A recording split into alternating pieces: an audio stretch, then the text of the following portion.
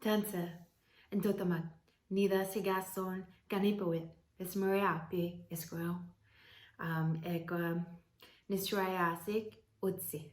Hi, my name is Lou Mintram. I'm from Nisquamish Cree Nation, which is located in northern Manitoba in Treaty 5 territory. But I actually want to bring you greetings from my home office, which is actually located on unceded Algonquin territory here in Ottawa. First off, I would like to acknowledge the coordinators of this film festival, and being asked to participate in this capacity. It's such a big honor, and I'm very delighted to be a part of this wonderful festival. So I was asked to share a little bit more about the projects I'm working on, what type of genre or what inspires me in terms of what you might expect to see come out from the stories that we've been developing.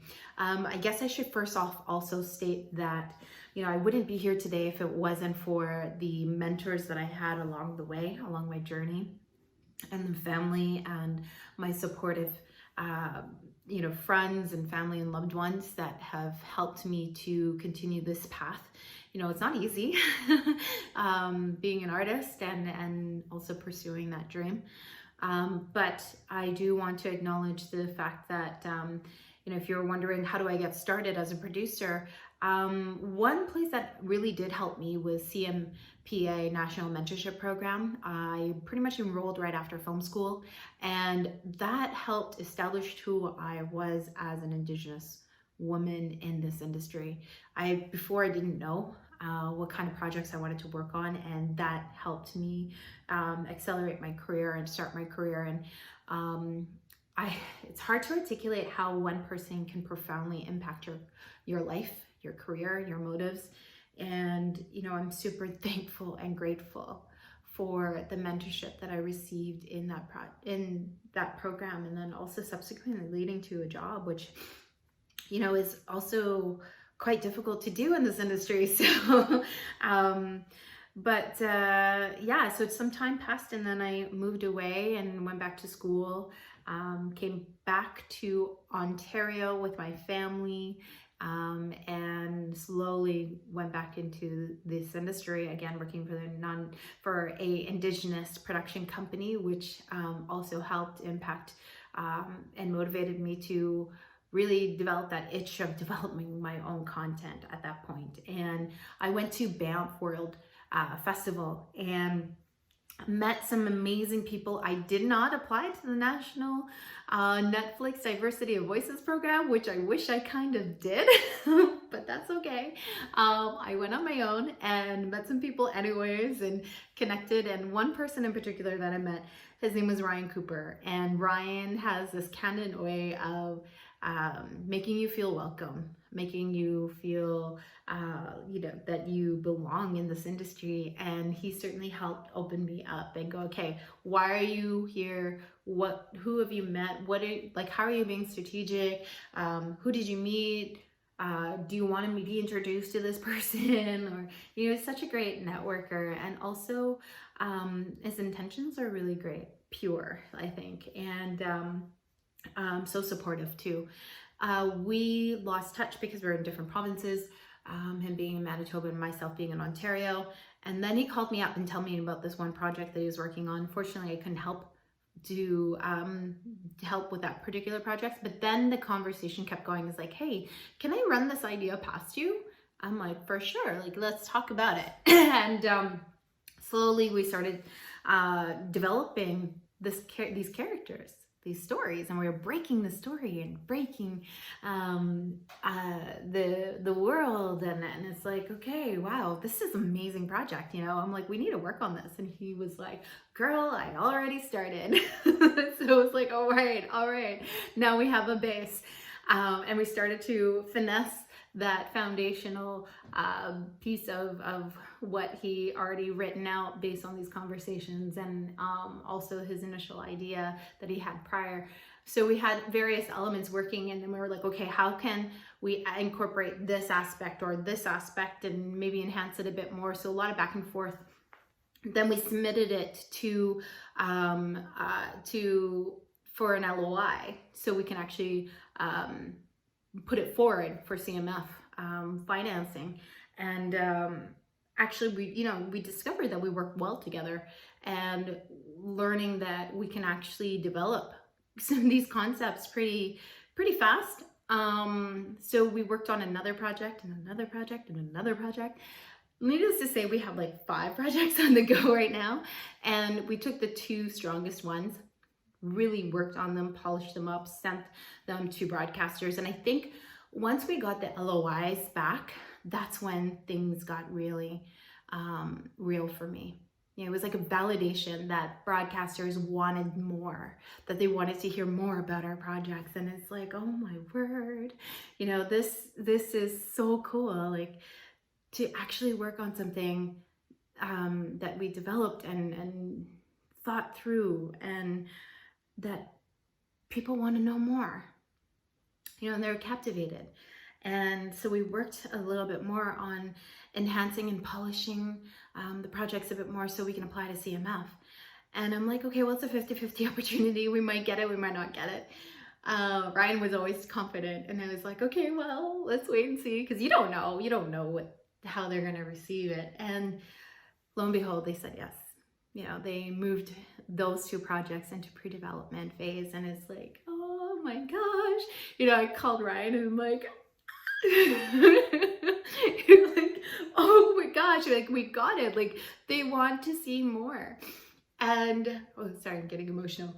But for the first time, like actually putting forward your own ideas and then getting that validation twice of yes from broadcasters and yes from financing, and to see what else you can do and where it could go. Like, I know it's not really like the green lit of the projects, but it was a start. And the other projects that we were working on, one is an animation. It's light, it's funny, it's sassy, it's fun. And we were working on that too as we were waiting to hear back from CMF and the other idea. And that one, we just heard back from last week saying, the broadcaster wants to move forward into development. So it's like, okay, we're actually going to move forward in this project, and that wasn't one of the ones that we submitted. So it was like a shock, but also so exhilarating to know that, these ideas, very different from each other, people want to know more. And the last one that we worked on, or actually we partnered with another production company and submitted into the mainstream fund for CMF, and that also got approved. And it's like, whoa. At that point, it was kind of like, okay, 4 yeses, 5 projects. And when Banff was online this year, like, we were strategic. We made a list. Who do we want to contact? How are we going to contact them? What is going to be said in those emails? How are we going to schedule meetings? Polishing the pitches, pitching to each other, going, okay, how can we make this better? How can we make it sound like they can't say no, And then we had meetings after meeting after meeting after meeting. And it's like such a crazy roller coaster. This trajectory that we're on has just been so impactful. The last series that I will talk about is very different from the others, and it's a horror-based, fantasy-based type of thriller, and I love that genre. So I'm like so excited. It's funny, when I'm working on the graphic passes for each one, I'm like, Ryan, this is my favorite. This is my favorite. But I think it's because they're all so different, and every time we go into the writing room or working on them with our story consultants and stuff, like a new piece gets revealed and I'm like, wow, that's so good. Or, recognizing that this is a very collaborative effort and working with each other to be able to take these concepts and develop them further is such an exhilarating process as an artist. And that's what we've been doing, like, this whole time as we've been waiting. Like, we aren't just going to wait and twiddle our thumbs. No, we're going to work on content, building and mastering that craft.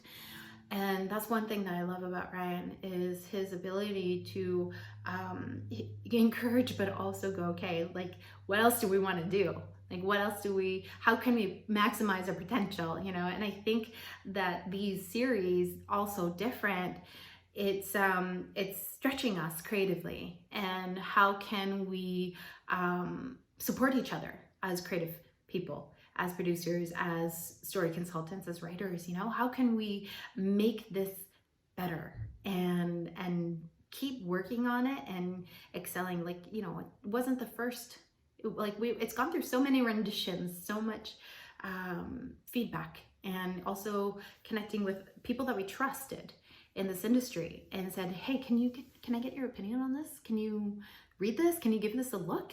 And hearing back their opinions, and it's like, okay, that's a good point. Like, let's find a way and how we can incorporate a little bit of that and not take offense to those notes, because that's how you grow. You know, that's how you grow as an artist. You don't see what's in front of you and realize, okay, I need to work on this. You know, this whole process helped me realize as a writer and as a producer some aspects that I need to work on too. And it's a growing process, and we support each other in that process too. But I wish I can tell you more about the projects. However, we have to wait till they move into the next development. But I love this trajectory that we're on, and I love seeing the fact that there's some Indigenous stories that are waiting to be told. And I can't wait to laugh with you, cry with you, and extend this dialogue further on these various projects and other projects too, you know, as we're going to be watching imagineNATIVE online, and I'm sure there's going to be Twitter feeds and Facebook talking about various impactful stories. And I love those aspects of why these festivals, like, they're so meaningful. They're so meaningful. And I just want to say thank you for this opportunity. Good luck on your projects. I hope to see you along our journey. And given us within Hi, my name is Ryan Cooper. I'm a two-spirited Ojibwe filmmaker from Peguis First Nation, Treaty 1 territory. I started producing at a very young age. I think I started writing more or less, not really producing. I took a lot of great inspiration from filmmakers of the past, all these amazing established producers, and finding inspiration through that and through them, and wanting to make art that reflected who I was as a person, which is a two-spirited and Ojibwe person from a First Nation community, which I haven't really seen before. So I thought, what better way to do that than become a storyteller myself. I went to school when I was 17 at the Theatre for Indigenous Arts in Toronto for the summer program, and ever since then I kind of fell in love with acting. But then, fast forward years later, I got into the NSI program, and that really showed me a really good glimpse at what producing was. So that's when I decided to make myself a producer and focus on producing, because there was a real lack in the community for Indigenous producers who really focus on producing. There are many creators who are all three because of necessity, and learning to produce and write and direct your own films is something that was really important, and I felt the same need. So I directed a few short films called When We Fly, another called Lady in the Woods, just actually in this beautiful forest. So after that, I kind of really focused on creating a bigger, more extensive projects. So I started to enter a lot of really cool initiatives. The BAMP Diversity of Voices. I'm a recipient for that program for 3 years. I was a part of the IPF Producers Bursary, where I got to showcase my project, My Sassy Sasquatch, and it got me into that program, and it was really exciting. And I felt like there was a need and there was a capacity, and the last 2 years have been probably the most exciting portion of my career thus far. I have a bunch of shows in development. Just recently got a show into development as a broadcaster, and finding, I didn't do all of this alone either. I found really amazing people to work with. One that comes to mind right now is the amazing Lou Mintram, who we are creating ideas about different aspects within our communities, whether it be creating shows around our our world, our backgrounds, our history, our lineage, and modernizing those types of stories, because I feel like a lot of stories are told in the past and we're all trying to bring them into the present. So that's what me and Mary Lou really want to focus on, is bringing our stories into the modern and contemporary world, because our stories are modern, we are contemporary, we are, people in this world as well. And I feel like, what better way to show us than create shows by us. I met Mary Lou Mintram at Banff the second year I was there. We hit it off immediately. We became close, while we were there, but then, we kind of drifted apart because we kind of live in different provinces. So our projects, or the projects that we're working on now, didn't really happen until, honestly, COVID hit. And then we reconnected again and decided there's a way for us to work together. Let's develop some shows, and that's exactly what we did. And we didn't think we would get anywhere really, really quickly, but lo and behold, to our surprise, we start getting funding for these projects, and developing and creating writers rooms right now. And for me, what I would love to do is bring more Indigenous creators who haven't really experienced a writer's room to at least experience a writer's room. So I'm looking for a way to bring more Indigenous writers into the writer's room to just experience and see the dynamic of what a writer's room looks like, so that they can have experience. Because that's one of the things that held us, Mary Lou and I, back, was not having the experience to really sit in these writer's rooms. So I thought, what better way than to try create our own writer's rooms, and that's exactly what we're doing. So we're working with more established producers who are not Indigenous, but are giving us guidance and knowledge and learning how to work in those types of environments. But also they understand that we are the lead of the story. The narrative belongs completely to us. So I appreciate that, and working with allies like that, because like I said earlier, there aren't enough Indigenous producers, and at a level that a lot of non-Indigenous producers are. So I think that in 5 years, maybe even a shorter time period than that, then we will be able to have our own shows. We will be able to produce our own stuff, and that's another goal of mine, is to create those voices and those people to have the level and the experience to rise and create those shows. And I think that's ultimately why I became a producer too,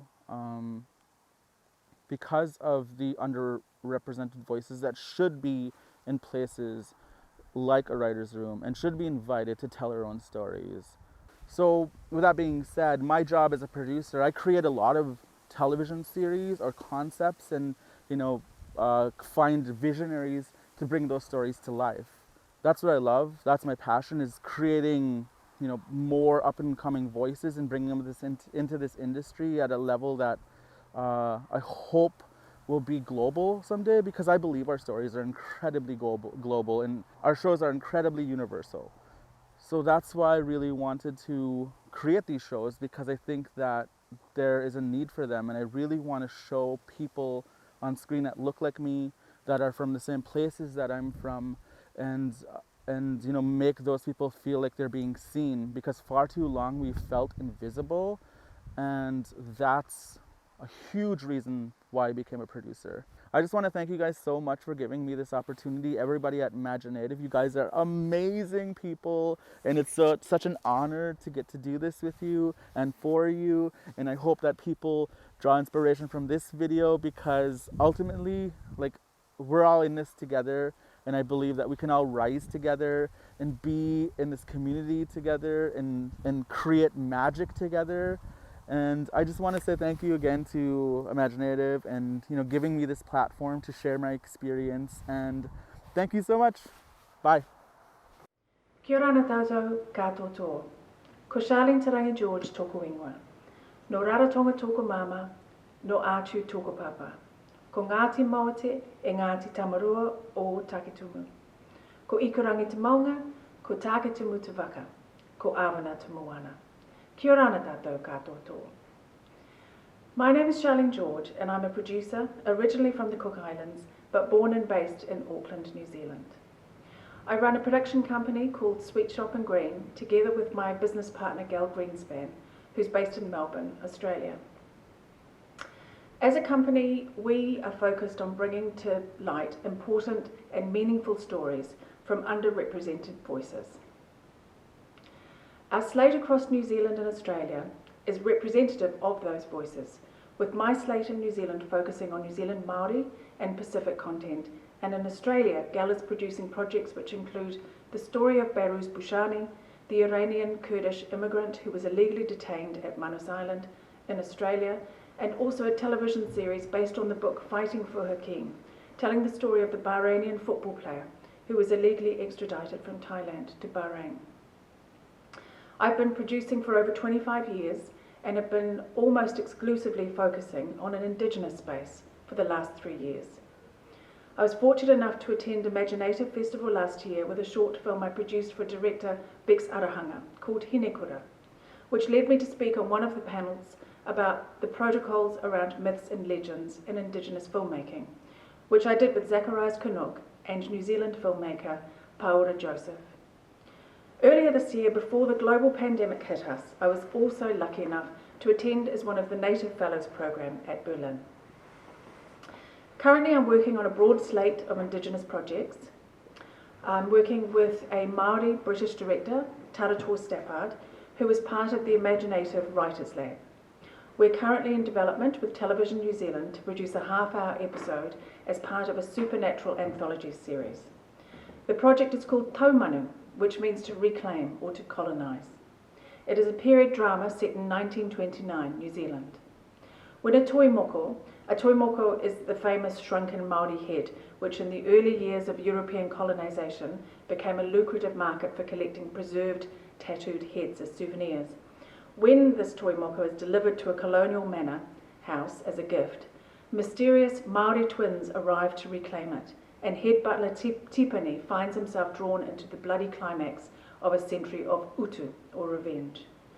This story is a snapshot of the feature film Marama, which Tarator has been developing with imagineNATIVE. We are currently in production with another similar project, The Untold Stories of Tūtera Moana, which has been written and directed by Hiona Henare, who was part of the Berlinale Talents program and has docos and short films recognised at many festivals around the world. This is a dramatic anthology woven together by parallel stories that covers 6 generations of oral stories of the Ngāi Taura people, centred around the great chief Tūtera Moana. Tūtera Moana was a highborn chief of the Ngāi Taura, Rangatane and Ngāti Awanuiarangi tribes, and held sway over the Hawke's Bay, Manawatu, Wairarapa, Kapiti and Wellington regions. He was born in the Hawke's Bay in the early 1500s, and he is the most famous descendant of Tara. The reason for place names such as Tararua, Taranaki and Whanganui Tara. Our 3 stories have been chosen to express Ngāi Taura and Muapoko identity, and to offer a lens through which to view a very critical time in Māori history, when Captain James Cook's ship was first sighted from the shores of the Horowhenua and Kapiti coastline. We'll be shooting the first part of the series in October this year, which we hope to finish post-production in January 2021. We see that this series has the ability to sit well in a feature-length version as well as standalone stories for an anthology of 3 parts. The first story, called First People, is set in circa 850 AD. It is the story about Ka'u, an 11-year-old girl, a mountain Patupaire fairy who dwells in the Tararua Ranges with her father Moi, a Toiro nomadic. Moi is dealing with the loss of his wife Tira, and his father and daughter struggle to find healing in their daily karakia and ceremony. Their relationship further deteriorates. One day while exploring, Ka'u unexpectedly discovers a human footprint in the swamp. This is the first sign of the arrival of Polynesians to New Zealand and becomes the tipping point where she has to decide to leave her mountain life to join the human race. Part 2 is called Oriori, which is set in circa 1500 AD. It's the story of 2 tree dwellers, Tiake and Tia, who are promised land and protection in return for escorting Tūhoto Ariki, a prize tohunga or shaman, safely through the rugged forest to the birth of their chief's heir. Tension builds between the brothers when Tiake begins to take an interest in the old man's sacred waiata. The story depicts the birth of the great chief Tūtera Moana. And the final part is called Whiro, It's set in 1769. Whiro, who's 17, has just lost her beloved kuia, and the village have gathered at the sand dunes for her burial. Everyone mourns except for Whiro. Embarrassed by her behaviour, Whiro's aunties accuse Tita, her frail mother, of not raising Whiro to respect tradition and tikanga. When Tita defends Whiro, they punish Tita by taking her son Ngata from her. Broken-hearted, Tita falls into the abyss of despair, and the only way Whiro is to save her mother is through Waiatatangi, which soon becomes the turning point where we see the arrival of Captain Cook on the Endeavour into the harbour. My next project is of incredible historical significance and is based on a book written by Peter Walker called The Fox Boy. This is a project which I'm collaborating with Cliff Curtis, who needs no introduction, and is being written by Paula Fetu-Jones, who premiered her film Yellow Roses at imagineNATIVE in 2019. We are at very early stages of development, but we hope to develop a high-end drama series.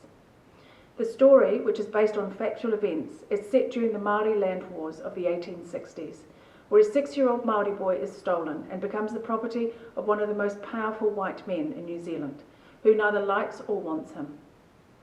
Educated to believe the only way to survive is for him to forget who he is, he absorbs everything he is taught and finds solace in the captor's wife, the only person who shows him any love and kindness. But his captors underestimate the connections to his own people and their connection to him. Lastly, I'm at the very early stages of developing and nurturing some emerging Cook Island writers and directors. Ngara Kingatai, whose film Te Wai Nui is one of the short documentaries opening the imagineNATIVE Festival this year. She's working on a feature-length version of her doco together with some scripted drama projects featuring Cook Island stories. Plus, we're also working with Josh Tereki Baker, who's developing the first scripted drama short film in Cook Island Māori language, which has been written by one of our national taonga in the Cook Islands, artist, carver and poet Mike Tavioni. So we've got an exciting couple of years to come. Thank you for taking the time to hear about our projects. Mei taki rā nui nui, e kia manuia. Thank you.